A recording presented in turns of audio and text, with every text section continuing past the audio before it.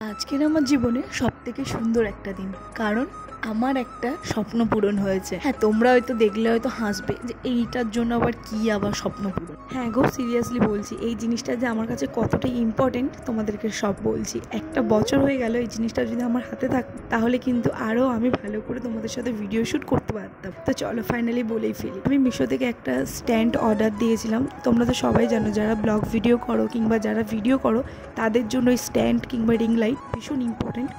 সেই কারণে এই স্ট্যান্ডটা খুবই ইম্পর্টেন্ট। তো তাই জন্য বললাম যে আমার একটা স্বপ্ন পূরণ হয়েছে, জীবনের বড় স্বপ্ন পূরণ হয়েছে। দেখবে হাতে যখন সবাই গিফট পায় কিংবা কোনো জায়গায় ঘুরতে যাওয়ার প্ল্যানিং হলো কিংবা শপিং করতে যাওয়ার প্ল্যানিং হলো, দিনটা সেই দিন খুব ভালো দিন হয়ে যায়, যেন মনে হয় জীবনের বেস্ট দিন।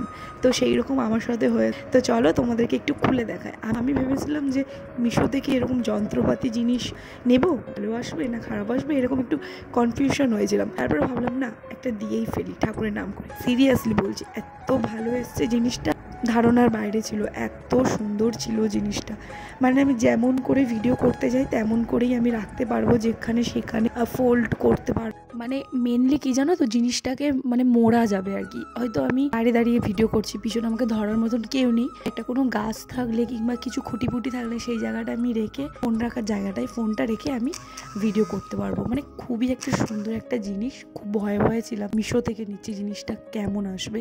সিরিয়াসলি বলছি, এত সুন্দর এসছে জিনিসটা। তো আমি সেইটাই দেখাচ্ছিলাম যে কেমন করে ভিডিও করা যাবে। তো ওই যে দেখো, এইভাবে ধরেও, হাতে ধরেও তুমি করতে পারবে, কিংবা ওই যে এইভাবে রেখেও তুমি করতে পারবে। যেমন মন চায় তুমি তেমনভাবেই করতে পারবে।